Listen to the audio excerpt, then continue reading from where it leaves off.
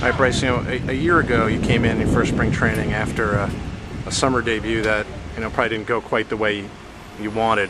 How much of a difference can you see in yourself just after the year that you had coming in for your second spring training compared to last year?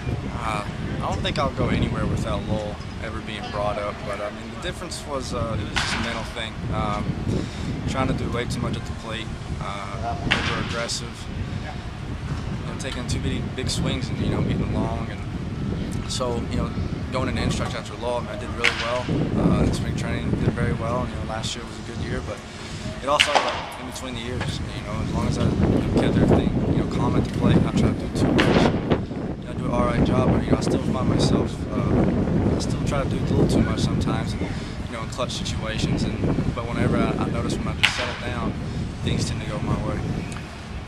Do you think that the those struggles you had followed by the success you had when you were able to do that makes it easier for you now to get yourself back to that, okay, don't try to do too much place in your head? Yeah, I mean, Lowell, it was a good thing to struggle like that, because it was the first time I've ever really struggled that bad. And I learned a lot about myself, about the swing, and about what I need to do. And so in that offseason, I took that and applied it to training and getting ready for following spring training. And you really hit the ground running last year. People always talk about power and prospects. Sometimes it comes later. Obviously, you were drafted as a guy who hopefully would produce more. Were you even surprised, especially because you were not trying to do too much, that you managed to put up the numbers you did? I mean, 30 homers for a minor leaguer is a lot. Apparently, that's the rumor. But I mean, I've always been like a power guy, and I don't really look it. But that's what I got drafted for.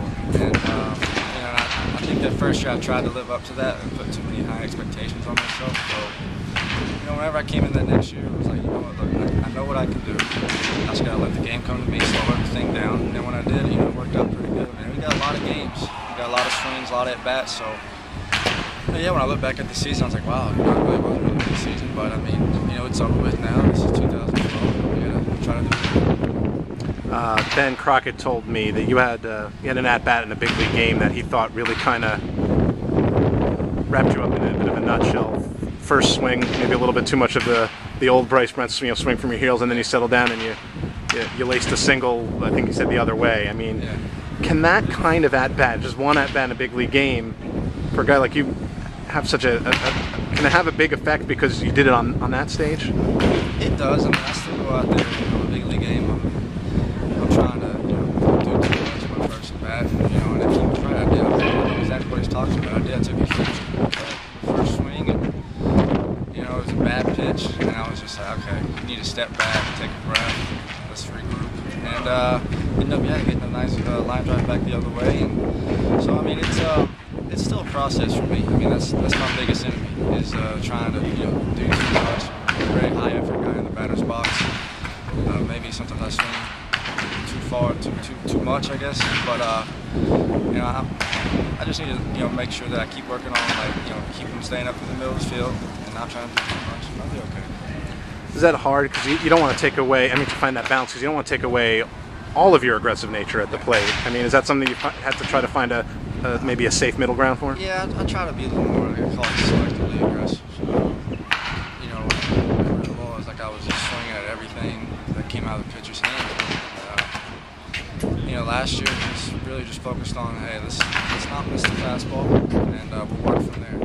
If he hangs a breakable or speed, so I took that approach and ran with it. I mean, we had some times where we struggled. When I got close, struggled a little bit. I came back from the course. That was just the same thing. I tried to do too much, try to make up for lost time. When I slowed everything down, I got my ground back. So everything just starts back with me. Just making sure that I'm still gonna take my 12 hacks, like I'm trying to hit 9 miles. But I mean, after that, we need to tone it down and just get a knock.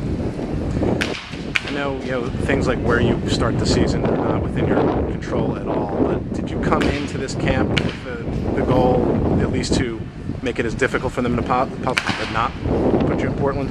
Yeah, I mean, each year you want to get promoted, you want to keep moving up the ladder, and if you're doing that, you're doing something right.